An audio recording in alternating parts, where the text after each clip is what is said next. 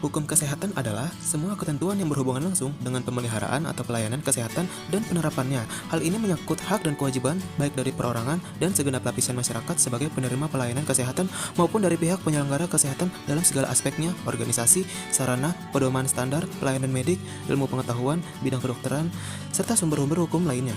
Hermin Hadiati Koswaji menyatakan pada asasnya hukum kesehatan ini ditumpu pada hak atas pemeliharaan kesehatan sebagai dasar hak sosial yang ditopang oleh hak dasar individual yakni hak atas informasi dan hak untuk menentukan nasib sendiri. Dalam perkembangannya, hukum kesehatan merupakan bidang hukum yang masih sangat muda dan baru eksis pada tahun 1967 setelah World Congress on Medical Law di Belgia. Di Indonesia sendiri, hukum kesehatan berawal dari praktik Dr. Setyaningrum di Puskesmas Wedari Jaksa, Kabupaten Pati yang melakukan suntikan streptomasif kepada Nyonya Rukmini Kartono pada tahun 1981 yang ternyata memiliki alergi pada obat tersebut sehingga menyebabkan meninggalnya pasien. Alhasil, setahun setelahnya pada tahun 1982 dibentuklah kelompok studi hukum kedokteran Fakultas Hukum Universitas Indonesia di Rumah Sakit Cipto Mangunkusumo, Jakarta. Kemudian pada tahun 1983 dibentuklah Perhimpunan untuk Hukum Kedokteran Indonesia (Perhuki) di Jakarta dan berubah menjadi Perhimpunan Hukum Kesehatan Indonesia pada Kongres pertama Perhuki pada tahun 1987.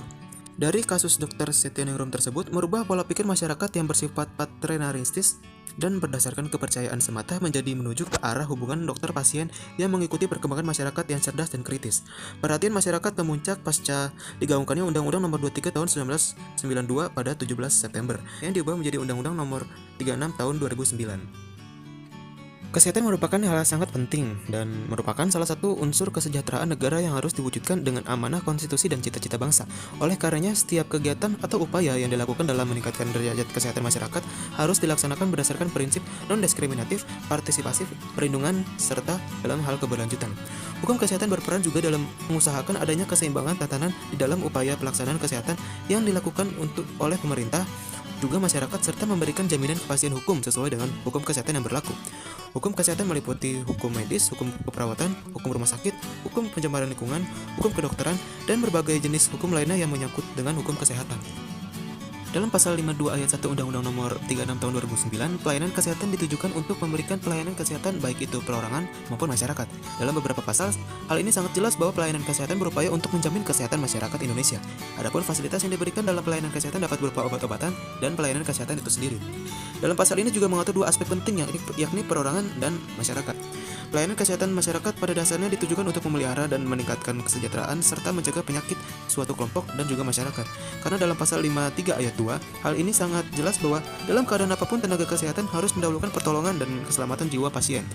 Sementara dalam pelayanan kesehatan perorangan dilakukan oleh praktik dokter atau tenaga kesehatan yang dibantu pemerintah ataupun swasta. Pelayanan kesehatan sesungguhnya tidak hanya aktivitas profesionalisme di bidang kuratif dan preventif untuk kepentingan perorangan, tetapi meliputi juga kepentingan lembaga pelayanannya, sistem kepengurusannya, pengelolaannya, tindakan pencegahan umum, serta pemberian informasi mengenai kesehatan.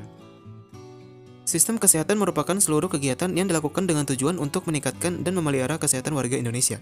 Sistem kesehatan ini diatur dalam Perpres Nomor 72 Tahun 2012. Sistem kesehatan meliputi pengelolaan upaya kesehatan, penelitian dan pengembangan kesehatan, pembiayaan kesehatan, sumber daya manusia kesehatan, kesediaan farmasi, alat kesehatan, makanan, manajemen, informasi, regulasi, serta pemberdayaan masyarakat.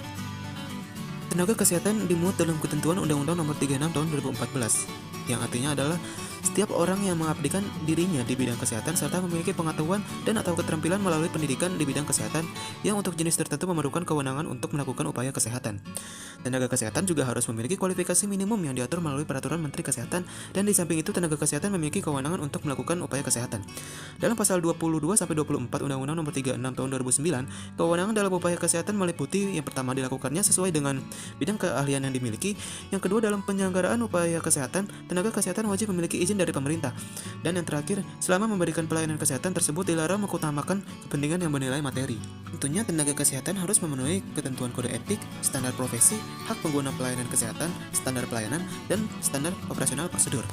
Ketentuan mengenai kode etik dan standar profesi diatur oleh organisasi profesi yang bersangkutan.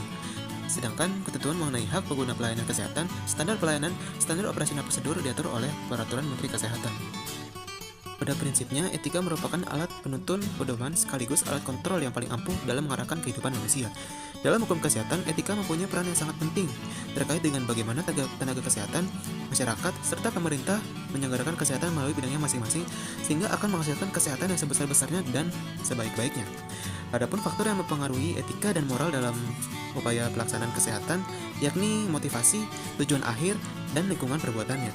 Yang pertama, pihak dalam melakukan upaya kesehatan jika memiliki motivasi untuk apa ia belajar, untuk apa ia bekerja, dan bagaimana ia bisa bermanfaat bagi masyarakat banyak, maka begitu akan selaras dengan tujuan akhirnya. Apakah ia sudah melakukan tugasnya dengan baik, apakah sudah tepat sasaran, dan apakah hasil tersebut adalah hasil yang diinginkan oleh banyak orang.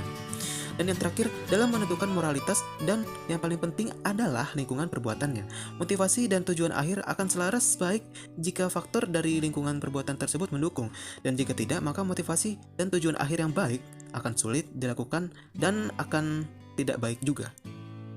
Resiko medis merupakan keadaan di mana terdapat sebuah hal yang tidak diinginkan dalam upaya kesehatan di luar kendali dari tenaga kesehatan dan dilakukan dalam standar operasional prosedur. Sementara malapraktik merupakan suatu keadaan yang tidak diinginkan dalam kesehatan karena adanya kelalaian atau ketidakpatuhan prosedur sehingga menghasilkan kerugian bagi pasien. Untuk membedakannya dapat dilihat dari keterangan berikut ini. Dalam resiko medis, penyakit tersebut datang sendiri tanpa adanya hubungan dan tindakan medis. Sementara dalam malapraktik, penyakit itu datang karena adanya tindakan tersebut. Resiko medis tidak dapat dihindari keberadaannya, sementara malapraktik sebenarnya dapat dihindari. Resiko medis tidak dihasilkan dari suatu kesengajaan, sementara malapraktik berasal dari kesengajaan.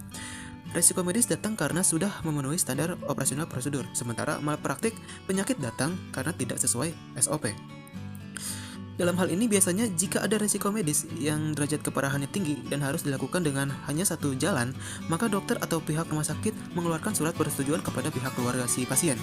Oleh karena itu, resiko medis tidak dapat dimintai pertanggungjawaban dan hanya malapraktiklah yang dapat dimintai